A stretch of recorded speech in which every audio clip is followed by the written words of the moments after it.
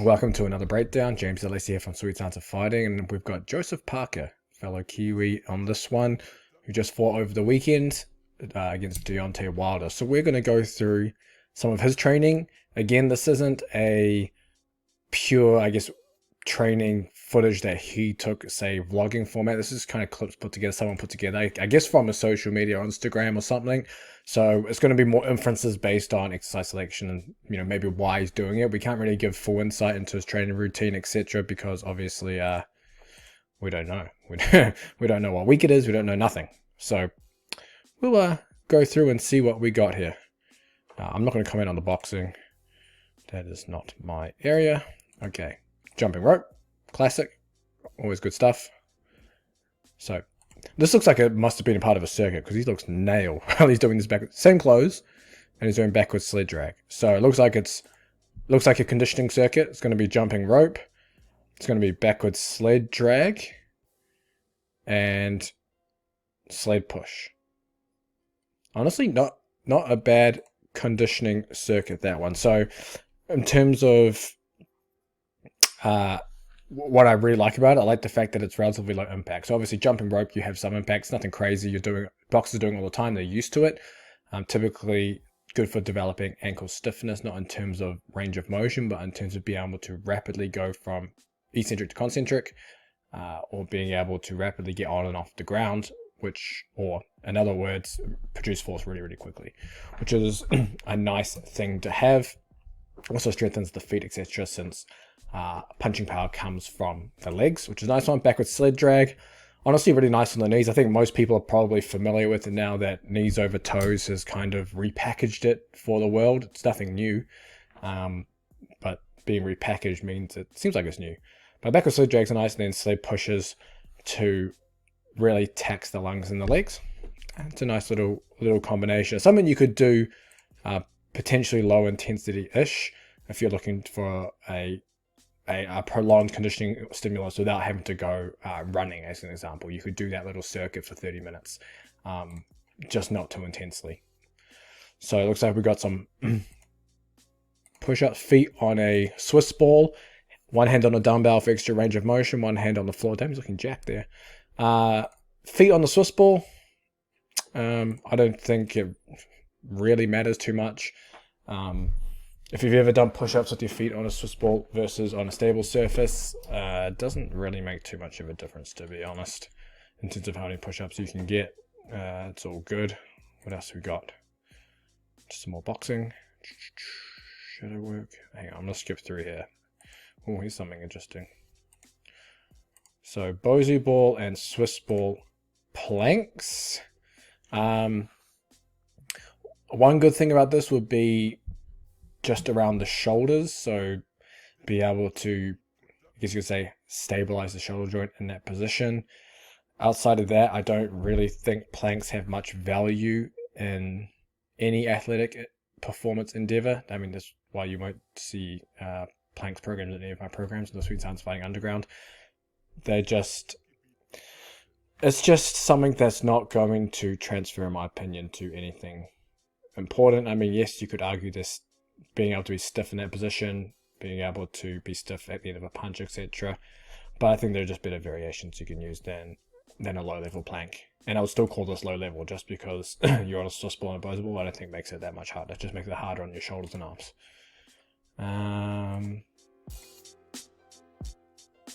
Banded hip switch. I am actually not sure why anyone would use this exercise in particular. So he's got a band on him, pulling him back. He's in a split stance position, moving his arms like a sprinter, and then switching his legs as quickly as possible to land in almost like a sprint start position here.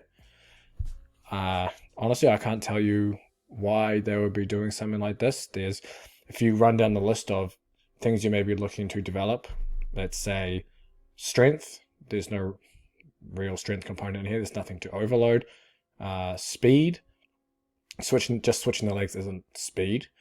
And sprinting, there is that component, but boxing is not sprinting.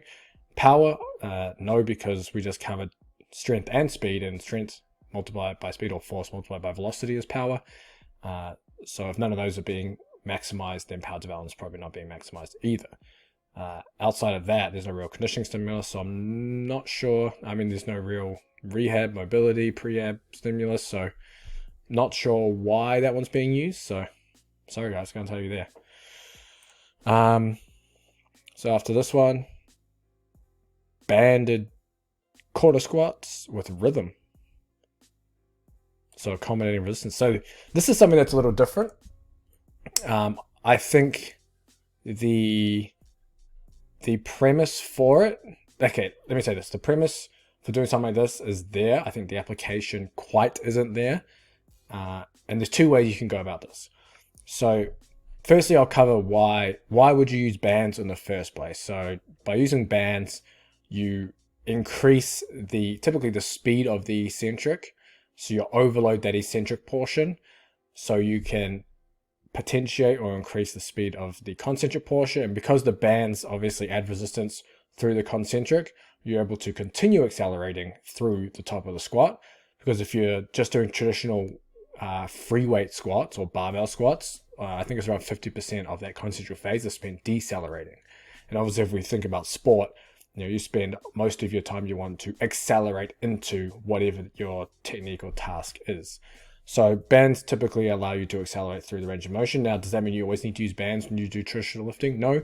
There are other ways you can achieve that, ballistic. So jumping, throws, Olympic lifts, etc. all allow you to accelerate through the entire range of motion. So just bear that in mind.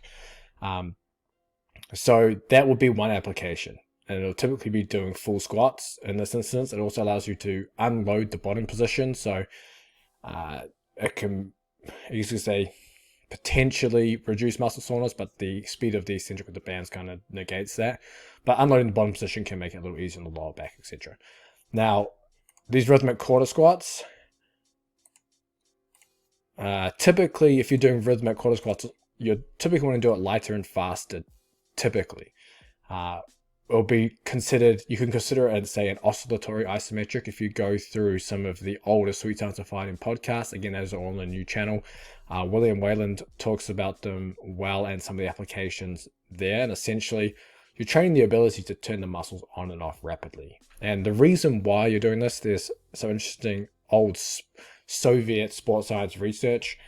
And they found that it's not the ability to produce a lot of force that differentiates the elite performers. It's the ability to rapidly switch off muscles that differentiates performers. Because if you think about it, being able to switch off muscles allows speed of movement. And a very, very crude, simple example is if you're throwing a punch and you're completely tense and stiff, it's slow. And you know that. That's why people are always being told to relax when they're punching, etc. Because being relaxed enhances the speed of the punch. The same concept applies here, being able to quickly switch the muscles on and off. There's also this concept of double peak muscle activation. Now, Seth Lenetsky on the Sweet Science Fighting podcast, while he was one of the done a lot of research into punch research, he doesn't think that has as big of an effect on punching performance as effective mass does. So make sure you check that podcast out too. However, the ability to switch the muscles off or on and off rapidly tends to be a trait of elite performers. And you can develop that through things like this, but you typically want to do lighter loads faster to be able to elicit that on-off switch versus something like this. Now, is doing something like this wrong? No, it's not. Nothing really wrong with many things a lot of people do. There's just time and place. But I think depending on what you're trying to get out of this, that would be, what I would say. Let's see what else we got going in. More boxing. Heavy ass rack pulls. Damn, 6-plate rack pull. Okay. Yeah, I can see that.